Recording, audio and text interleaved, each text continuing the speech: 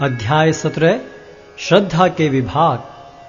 अर्जुन ने कहा, हे कृष्ण, जो लोग शास्त्र के नियमों का पालन न करके अपनी कल्पना के अनुसार पूजा करते हैं, उनकी स्थिति कौन सी है?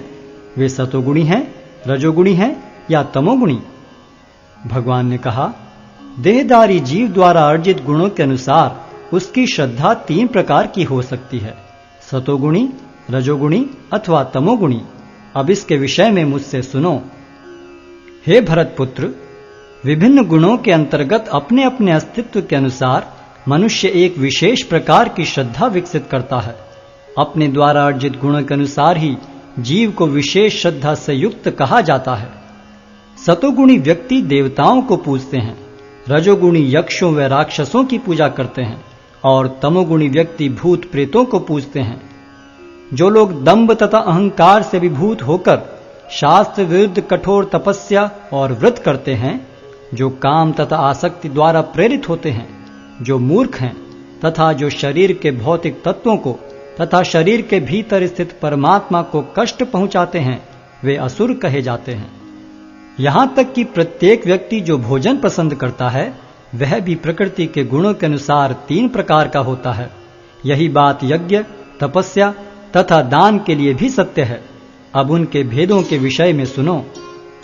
जो भोजन सात्विक व्यक्तियों को प्रिय होता है, वह आयु बढ़ाने वाला, जीवन को शुद्ध करने वाला तथा बल, स्वास्थ्य, सुख तथा तृप्ति प्रदान करने वाला होता है।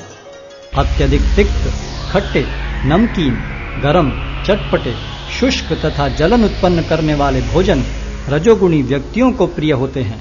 ऐसे भोजन दुख, शोक तथा रोग उत्पन्न करने वाले हैं। खाने से 3 घंटे पूर्व पकाया गया, स्वादहीन, वियोजित एवं सड़ा, झूठा तथा अस्पृश वस्तुओं से युक्त भोजन उन लोगों को प्रिय होता है जो तामसी होते हैं।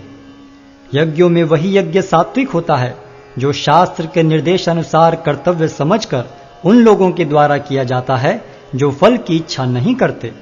लेकिन हे भरतश्रेष्ठ, जो यज्ञ किसी भौतिक लाभ के लिए या गर्ववश किया जाता है, उसे तुम राजसी जानो।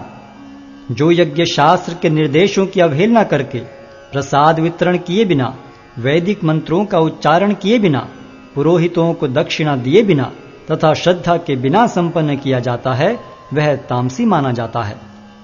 परमेश्वर, ब्राह्मणों, गुरु, माता पिता जैसे गुरुजनों की पूजा करना तथा पवित्रता, सरलता, ब्रह्मचर्य और अहिंसा ही शारीरिक तपस्या है।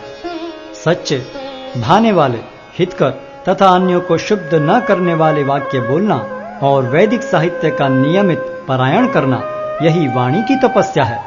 तथा संतोष, सरलता, गंभीरता, आत्मसंयम एवं जीवन की शुद्धि, ये मन की तपस्याएं हैं। भौतिक लाभ की इच्छा न करने वाले तथा केवल परमेश्वर में प्रवृत्त मनुष्य द्वारा दिव्य श्रद्धा से संपन्न यह 3 प्रकार की तपस्या सात्विक तपस्या कहलाती है। जो तपस्या दंभ पूर्वक तथा सम्मान, सत्कार एवं पूजा कराने के लिए संपन्न की जाती है, वह राजसी कहलाती है। यह न तो स्थायी होती है, न शाश्वत। मूर्खतावश आत्मोत्पीड़न के लिए या अन्यों को विनष्ट करने या हानि पहुंचाने के लिए जो तपस्या की जाती है, वह तामसी कहलाती है। जो दान कर्तव्य समझकर किसी प्रत्युपकार की आशा के बिना समुचित काल तथा स्थान में और योग्य व्यक्ति को दिया जाता है, वह सात्विक माना जाता है। किंतु जो दान प्रत्युपकार की भावना से या कर्म फल की इच्छा से या अनिच्छा पूर्वक किया जाता है, वह रजोगुणी कहलाता है। तथा जो दान किसी अपवित्र स्थान में, अनुचित समय में, किसी अयोग्य व्यक्ति को या बिना समुचित ध्यान तथा आदर से दिया जाता है, वह तामसी कहलाता है। सृष्टि के आदिकाल से ओम तत्सत ये 3 शब्द पर ब्रह्म को सूचित करने के लिए प्रयुक्त किए जाते रहे हैं। ये तीनों सांकेतिक अभिव्यक्तियां ब्राह्मणों द्वारा वैदिक मंत्रों का उच्चारण करते समय तथा ब्रह्म को संतुष्ट करने के लिए यज्ञों के समय प्रयुक्त होती थीं।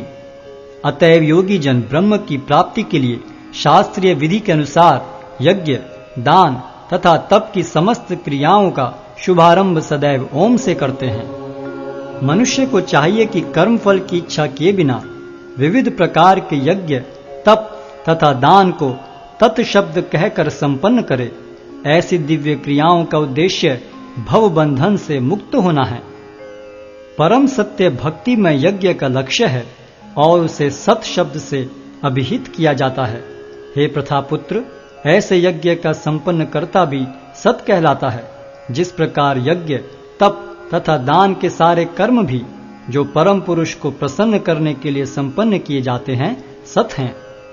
हे पार्थ, श्रद्धा के बिना यज्ञ, दान या तप के रूप में जो भी किया जाता है वह नश्वर है, वह असत कहलाता है और इस जन्म तथा अगले जन्म दोनों में ही व्यर्थ जाता है।